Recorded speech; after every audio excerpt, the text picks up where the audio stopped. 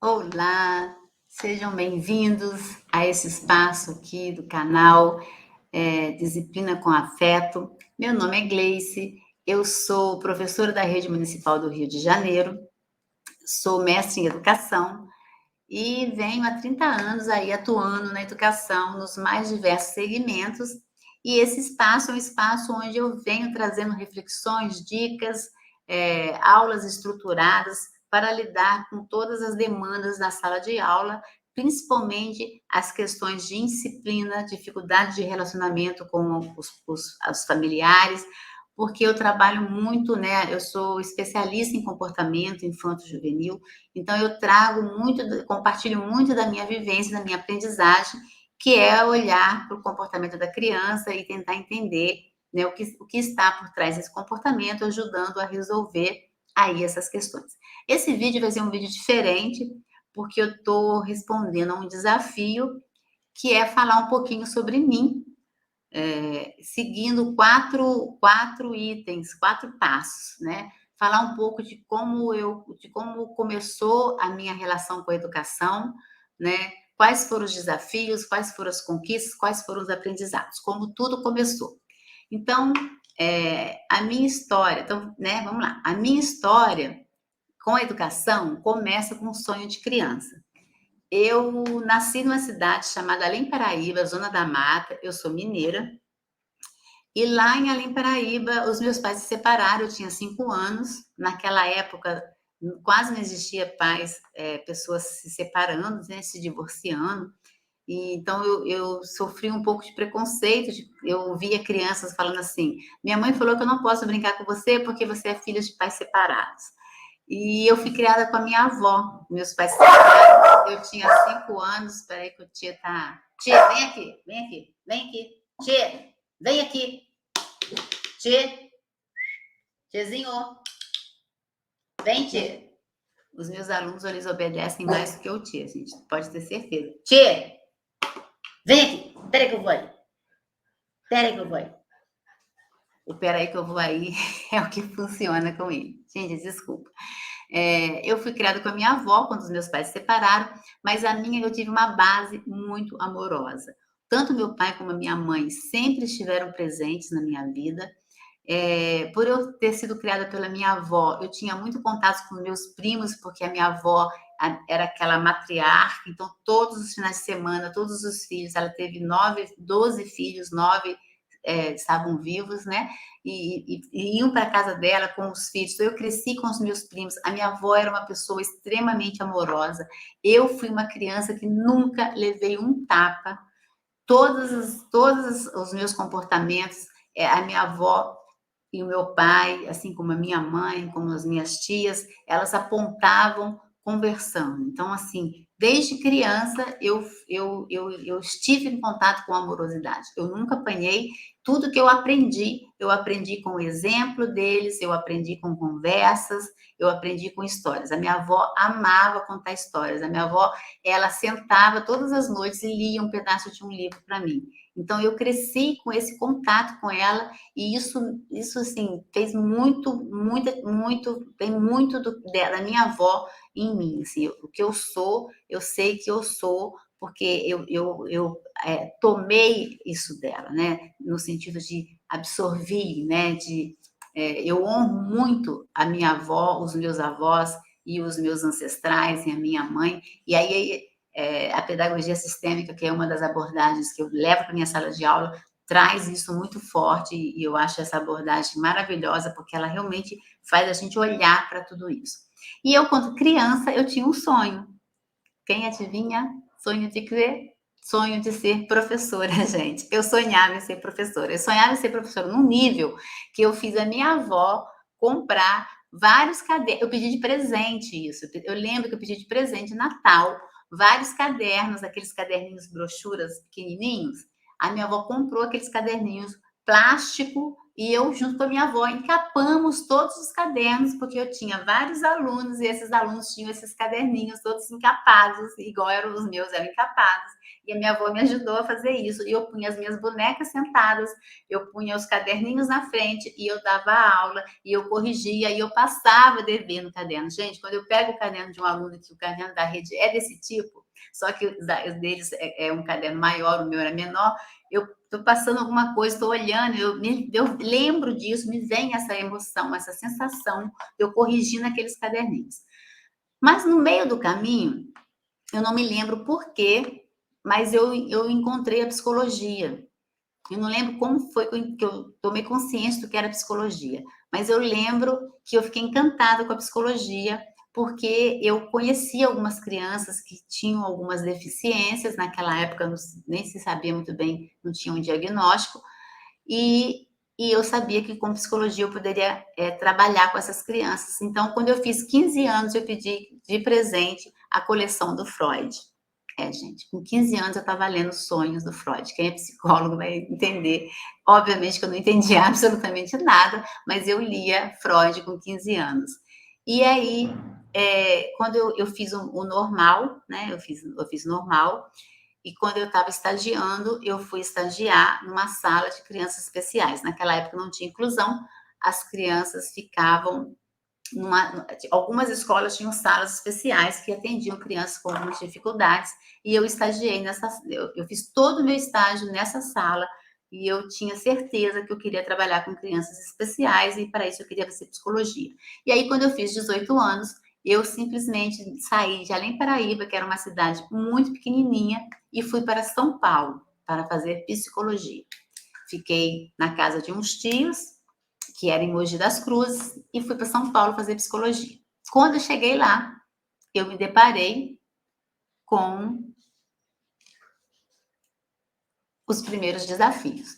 A faculdade de psicologia era 2 períodos, e eu precisava trabalhar para morar, para pagar a faculdade, porque eu não tinha condições de passar numa faculdade pública federal, porque eu fiz normal. Eu não tinha aula de física nem química, eu não tinha a redação para passar numa faculdade pública, e aí eu precisava pagar. Naquela época não existia plano nenhum que ajudasse, que pudesse favorecer a gente, como tem hoje, para as pessoas que não tinham condições. E aí eu não tinha como fazer psicologia, e aí eu resolvi fazer jornalismo. Porque eu gostava também de escrever, eu gostava também da parte cultural, e aí eu fui fazer jornalismo, porque eu tinha um plano traçado. Eu vou fazer jornalismo, depois eu trabalho, e aí eu junto dinheiro, e aí eu vou fazer a psicologia com o dinheiro que eu vou juntar, então eu só vou prorrogar um pouco o meu sonho. E aí, gente, assim, a cidade era tão pequena, eu era tão ingênua, que eu fui procurar emprego, me pediram o meu currículo. E eu cheguei lá com o meu histórico da escola. Eu não sabia o que era currículo, né? Hoje em dia, as crianças com 13 anos, 14, já sabem tudo, já estão, né? A cidade era tão pequena que só jornal lá só chegava o Globo de domingo. E eu, quando morava lá, eu li o Globo porque eu queria saber o que acontecia no mundo. E a gente assistia a televisão, que era a televisão que era Globo, SBT, Record, Bandeirantes, essas televisões. Eu não gostava de assistir, nunca gostei de assistir televisão. E aí eu fui para São Paulo, aprendi naquele dia, naquela entrevista, o que era um currículo, e aí eu falei, bom, mas então eu não tenho, né? Porque como é que eu vou ter um currículo se eu estou procurando um emprego? E aí eu comecei a perceber também que as coisas eram meio assim, né? Meio até hoje. E aí eu decidi então que eu ia mandar uma carta. Pronto, eu não tenho currículo, eu vou escrever uma carta dizendo que eu não tenho currículo, mas que eu quero trabalhar, eu tenho um sonho e eu preciso trabalhar para cumprir esse meu sonho. E eu escrevi 5 cartas.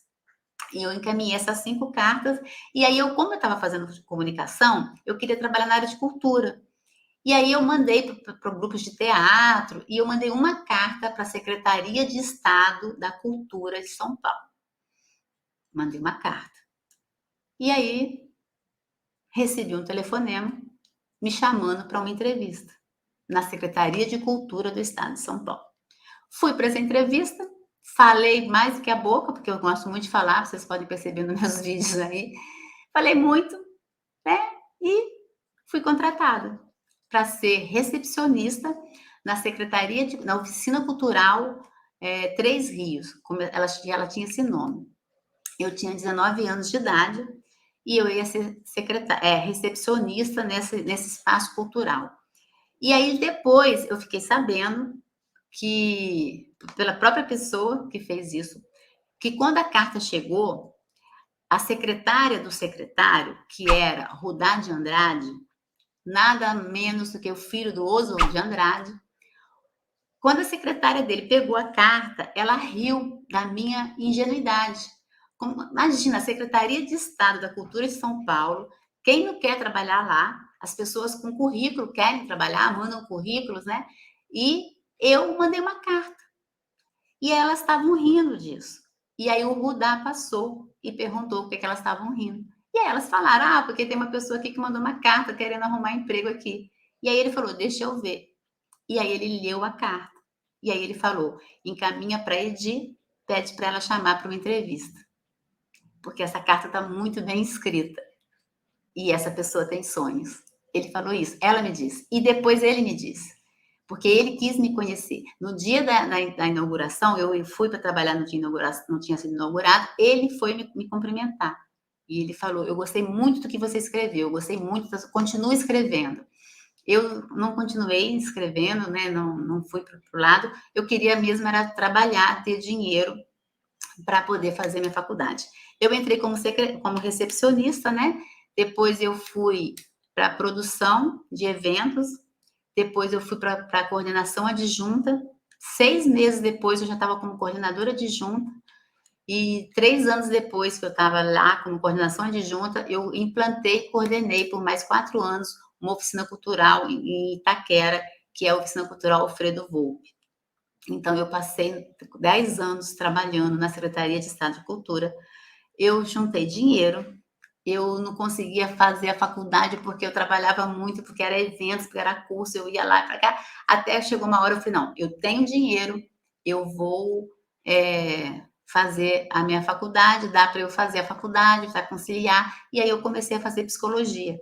E eu fiz 2 anos de psicologia e o dinheiro meu estava todo guardado na poupança. E aí o Collor de Mello assumiu a presidência e ele simplesmente bloqueou toda a poupança. Ele bloqueou todo o dinheiro da poupança. E o meu dinheiro, que estava lá guardado para fazer a faculdade, que eu passei anos trabalhando e juntando, ficou preso e eu não consegui terminar a faculdade de psicologia, porque naquela época não existia nenhum sistema de bolsa, de crédito educativo, nada, gente, nada. Eu ainda fiquei assim um mês, 2 meses fazendo, com a ajuda dos próprios colegas e dos professores que chegaram a ratear para pagar para mim.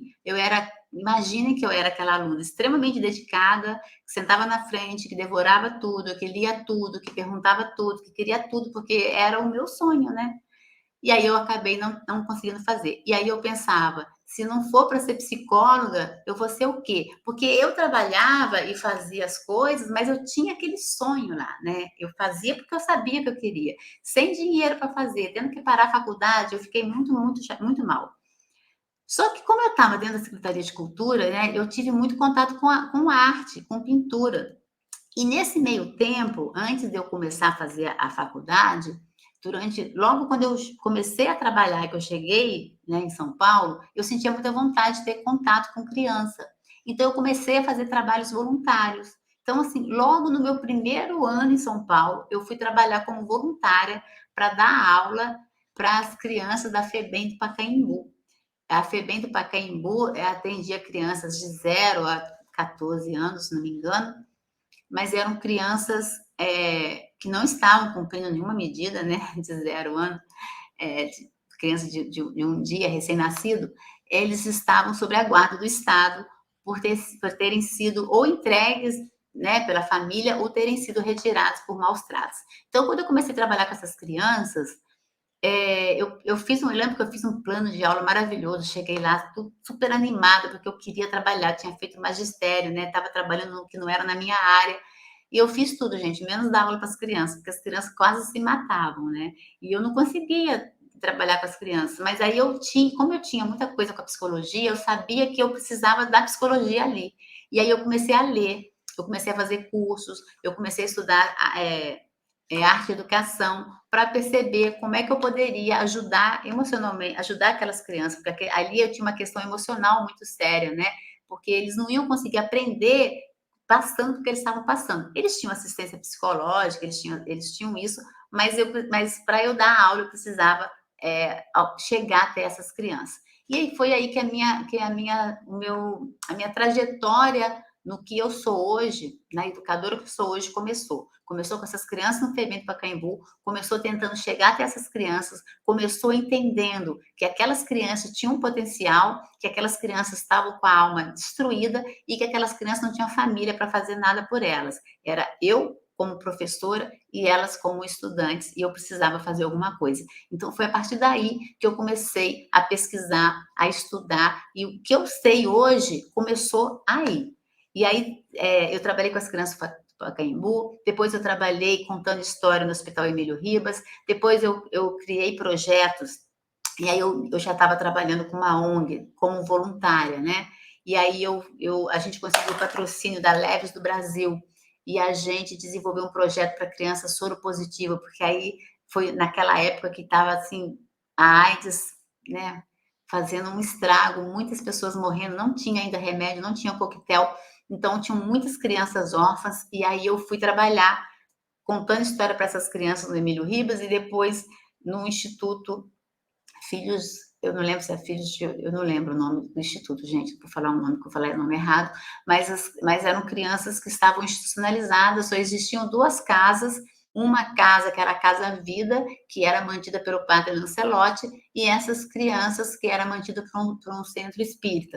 E aí eu entrei em contato com o padre Lancelotti para trabalhar com ele como voluntária, e ele falou: olha, aqui eu tenho já voluntários, mas existe olha como o padre Lancelotti é maravilhoso, né, gente? Ele falou: tem outra casa mantida por um centro espírita que eles estão precisando de ajuda. E aí eu comecei a trabalhar lá como voluntária e eu consegui escrever um projeto e entrar com esse projeto pela ONG, e o Instituto Leves do Brasil patrocinou durante 2 anos e meio um projeto de arte e educação lá. Nesse meio tempo, eu já estava procurando estudar, fazendo outros cursos, então eu já estava estudando muito sobre arte-terapia, sabe? Começando a procurar, pesquisar. Enfim, gente, eu fui pesquisando, pesquisando, pesquisando, estudando, estudando, estudando.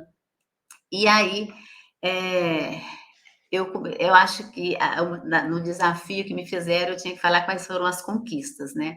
Acho que assim, aí nesse meio tempo que eu estava lá trabalhando em São Paulo, eu acho que as conquistas foi é, que eu me tornei quem eu sou, né? Então, eu acho que a frustração de não ter feito psicologia me tornou uma educadora com um olhar muito voltado para a psicologia, e isso fez muita diferença no meu trabalho.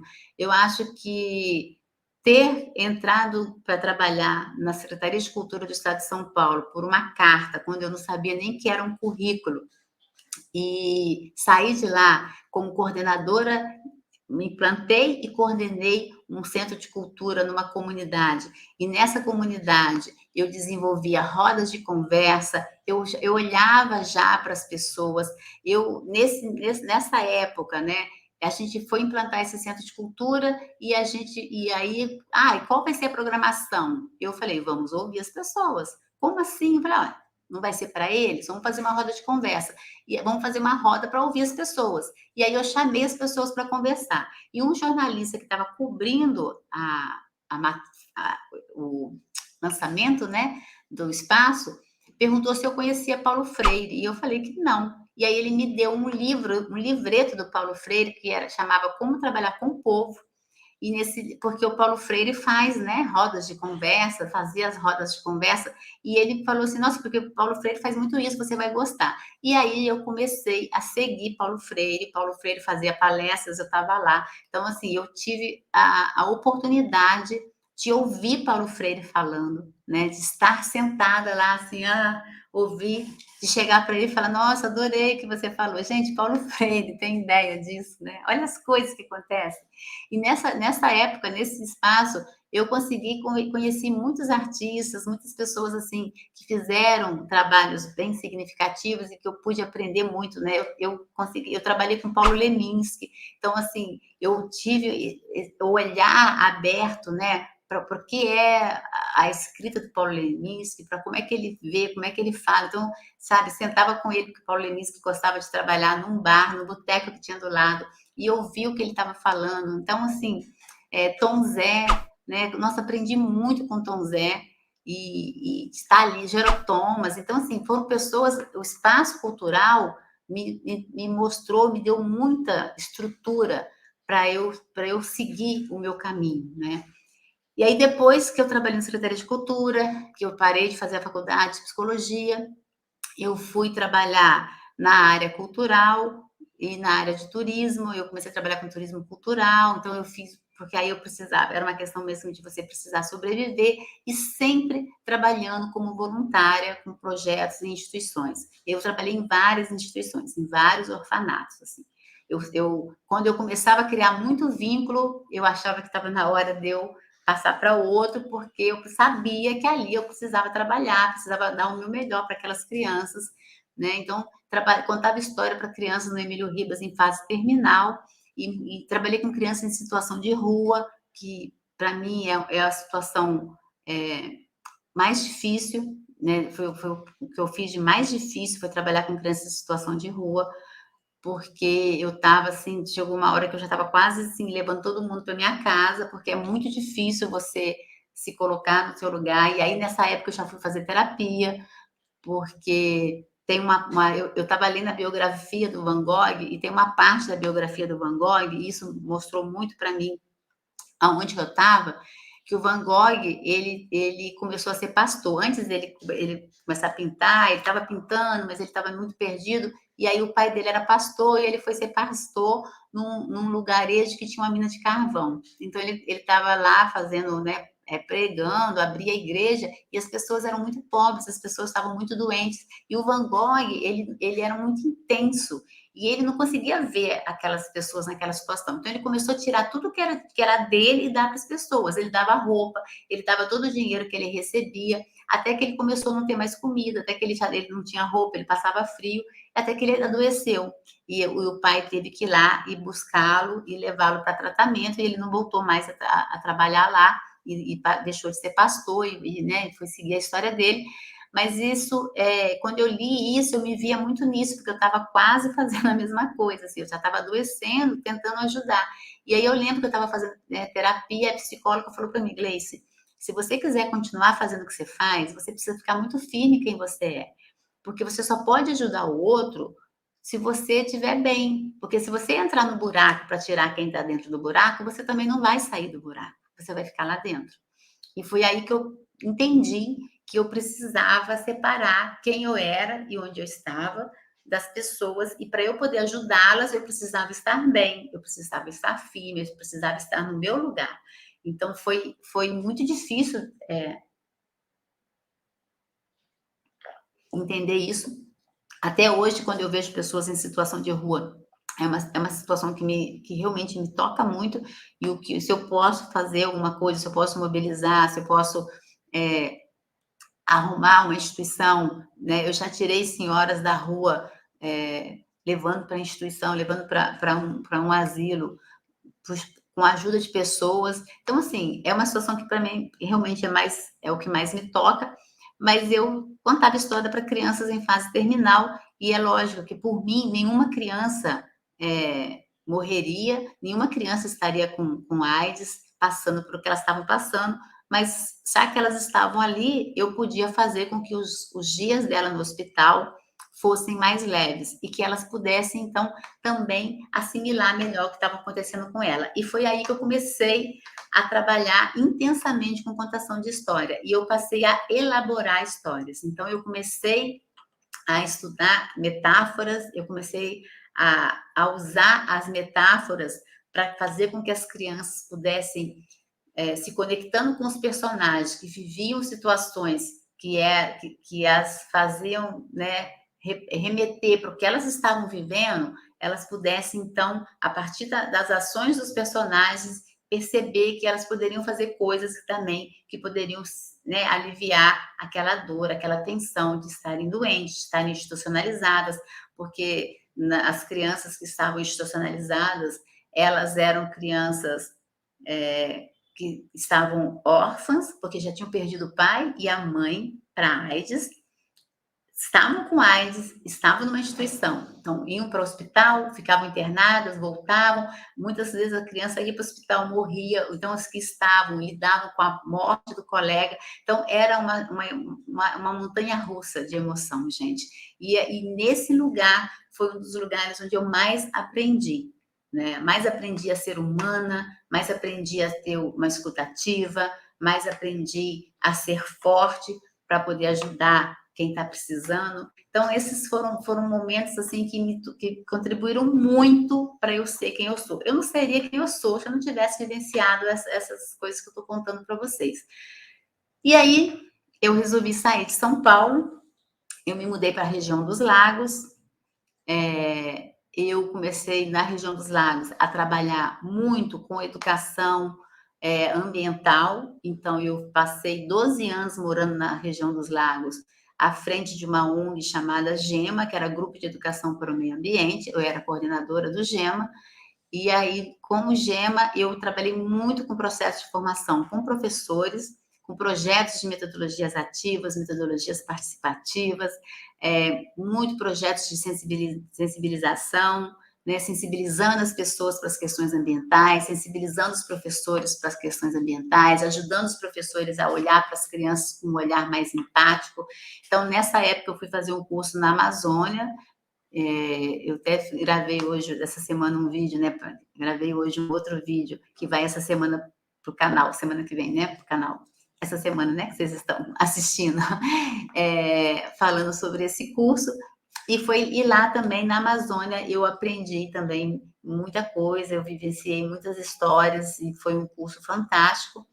E eu, na região dos Lagos, eu me tornei mãe, então foi um marco muito importante também na minha vida, e eu me tornei mãe, não poderia ser de outra forma, eu me tornei mãe pelo processo de adoção, então a minha filha ela foi adotada, era uma adoção tardia, porque todo o tempo que eu trabalhei nas instituições com crianças institucionalizadas, eu via o quanto essas crianças valorizavam e queriam ter uma mãe, né? O quanto para elas ter uma mãe era importante.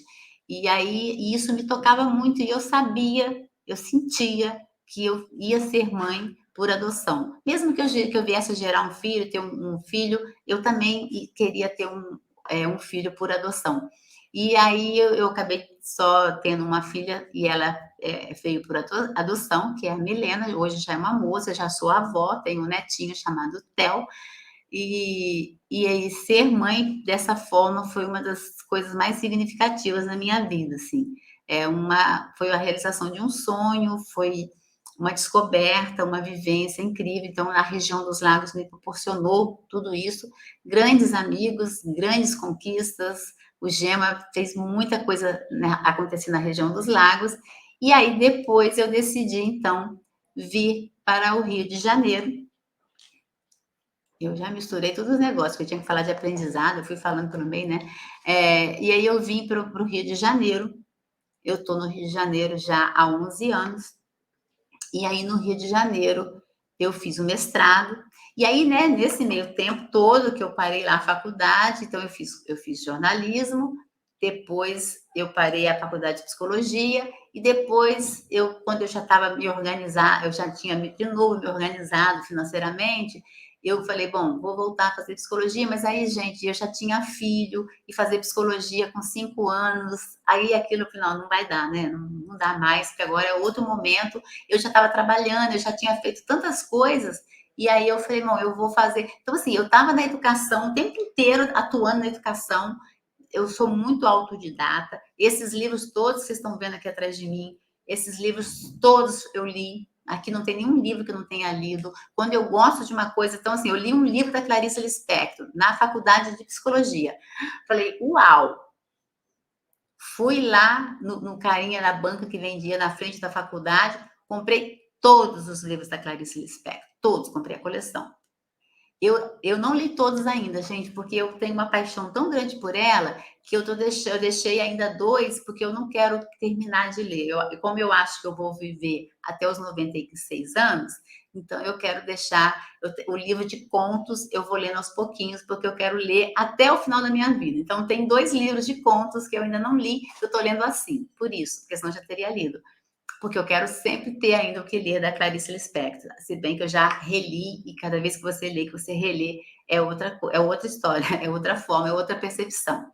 E, então, assim, eu sou muito autodidata, eu leio muito, eu estudo muito, eu pesquiso muito, tudo que eu passo para os professores no meu processo de formação, eu já li, já estudei, já pesquisei, já fiz curso. Então, depois, eu acabei fazendo pedagogia, porque já estava muito dentro da educação, e já tinha desistido de fazer psicologia, eu já tinha percebido que a arte já tinha me dado muitos elementos para trabalhar com a questão da psicologia, né? Então eu já estava meio que me tornando uma terapeuta de tanto ler, de tanto estudar, de tanto pesquisar. E morar em São Paulo ajudou muito isso, porque São Paulo ferve, gente. Você tem de segunda a sexta, você tem aonde ir assistir uma palestra, assistir um curso, assistir um evento, participar de um workshop. Teve uma época que São Paulo era muito workshop disso. Então, eu fiz workshop sobre Jung, eu fui fazer workshop sobre Freud. Eu estava mergulhada na psicologia, sem fazer a faculdade de psicologia, lendo muito sobre psicologia, porque eu tinha os livros da faculdade, eu continuei estudando, mas eu fui fazer pedagogia. Aí eu fiz pedagogia,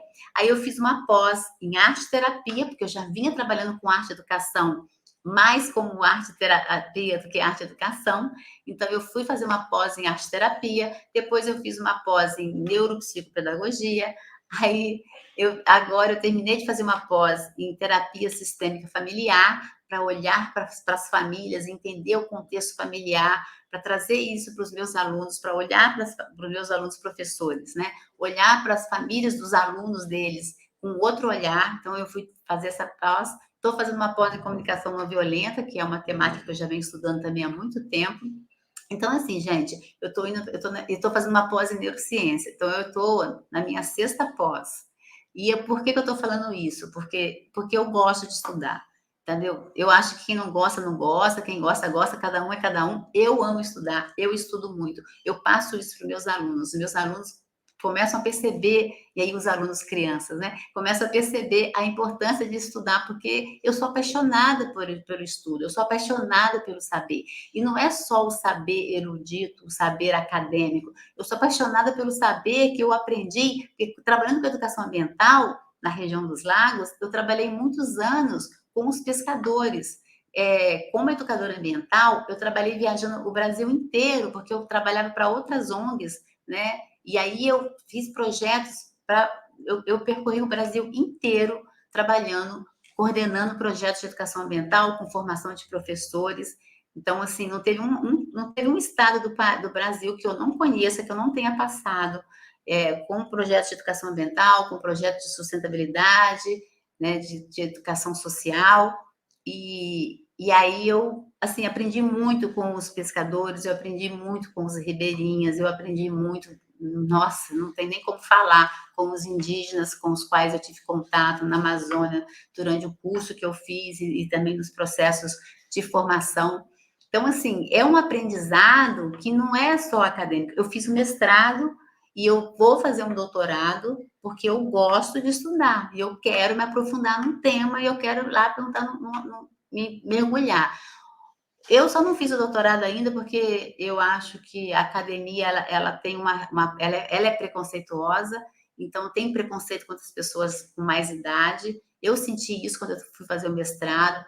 Pode ter gente falando, não, não é assim, não é bem assim. Foi a minha vivência, né, que eu tive. Eu acho muito difícil encontrar alguém que queira conseguir entrar para um doutorado, sabe, que alguém queira te orientar, porque eles acabam orientando a galera que já vem, né, que já faz faculdade, já faz o mestrado, aquela galerinha mais novinha, mas uma hora eu vou encontrar um doido que queira me orientar no doutorado, e eu vou fazer sim um doutorado, porque eu quero continuar estudando, né? Mas enquanto eu não faço um doutorado, eu faço o meu por conta. Então, eu vou fazendo várias pós, eu vou estudando várias coisas, porque é o que eu gosto. Então, assim, o meu aprendizado maior é o aprender, né? É o aprender, é o estar aberta para aprender. E, gente, se você perguntar, mas você já não sabe tudo? Não sei nada. Sem nada. Cada vez que eu sento com um pescador, cada vez que eu sento com uma pessoa de idade no ônibus para viajar, que ela começa a me contar as coisas, eu aprendo coisas ali. Cada vez que eu sento com os pais dos meus alunos, eu estou aprendendo. Cada vez que eu sento com os meus alunos numa roda de conversa, eu estou aprendendo. Então, o aprendizado é eterno, assim, e eu sou apaixonada por aprender. Eu sou apaixonada por ser educadora. A educação, ela pulsa em mim. Essa semana, uma pessoa fez uns comentários lá na minha página e falou assim, que eu falava, parecia que a educação do Brasil é a educação da. Eu nem sei, ele se referiu à Finlândia, à Suécia, não lembro. Ele fez uma crítica, porque ele falou que eu estava falando, tipo, como se eu não estivesse vendo os problemas da educação. E eu falei com ele, não, eu falei, eu agradeci até o elogio, porque se o meu falar, eu falo, o que eu falo é o que eu faço na minha sala de aula. E se o que eu faço na minha sala de aula está sendo comparado com Finlândia, com Suécia, que bom, né? Porque eu faço de coração. A educação no Brasil tem muitos problemas, tá aí, né? O sistema totalmente falho, os professores totalmente sem nenhuma valorização, né? Mas a gente faz porque a gente veio para fazer, né? Porque quando eu estou ali na sala de aula com 38 crianças que vêm de uma comunidade, que estão ali porque os pais confiam naquela escola, confiam em mim como professora, eu vou fazer sim o melhor. E se o melhor é a Suécia, se o melhor é a Finlândia, eu vou fazer a minha sala de aula ser uma educação a nível de Finlândia, a nível da Suécia. Depois, eu vou bater de frente com o prefeito, eu vou questionar o secretário, eu vou exigir, sabe, nos fóruns de educação, eu vou exigir quando eu vou na urna e voto por um presidente que valoriza a educação, né? Então, eu acho que a briga nossa de professor pela educação não é só ficar fazendo vídeo para meter pau, porque isso daí quem vai querer assistir, não é mesmo? Então, assim, eu venho para dar esperança, para mostrar que a gente pode, apesar de todas as dificuldades, fazer uma educação que seja significativa para os nossos educandos. Porque, como vocês viram aí na minha história, a educação, ela perpassa o meu estar no mundo. E eu estou no mundo porque eu acredito nisso.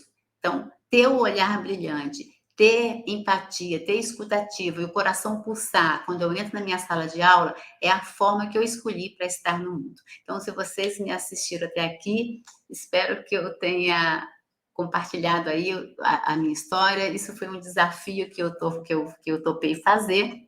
E eu acho que se você é professor e você é educador, você também devia fazer esse desafio. Grava aí um vídeo, conta a sua história com a educação, por onde que você passou, e coloca aí no seu canal, ou manda para a gente coloca aqui no nosso, porque a gente precisa mostrar as nossas histórias. Nós, professores, precisamos mostrar as nossas histórias, né? A gente precisa se fortalecer nas nossas histórias, a gente precisa se fortalecer nas histórias dos outros. Teve muita coisa aí que eu não contei, porque senão o vídeo ia ficar com 40 minutos. Ah, eu peguei tuberculose contando história para as crianças no Hospital Emílio Ribas, isso eu esqueci de falar, mas foi também um aprendizado eu ter superado essa tuberculose. Foi um grande desafio e eu estou aqui firme e forte. Então, obrigada. Se vocês gostaram, coloca aí, então curta aí, comenta aqui um pouquinho da sua história, conta pra gente quem é você. Se quiser gravar um vídeo, a gente coloca aqui também no canal, mas coloca aí quem é você, conta um pouquinho da sua história, quando é que o seu caminho cruzou com a educação. Beijos, fiquem bem, fiquem firmes e sigam com o que vocês têm de melhor dentro de vocês. Gratidão por estarem ouvindo a minha história. Beijo.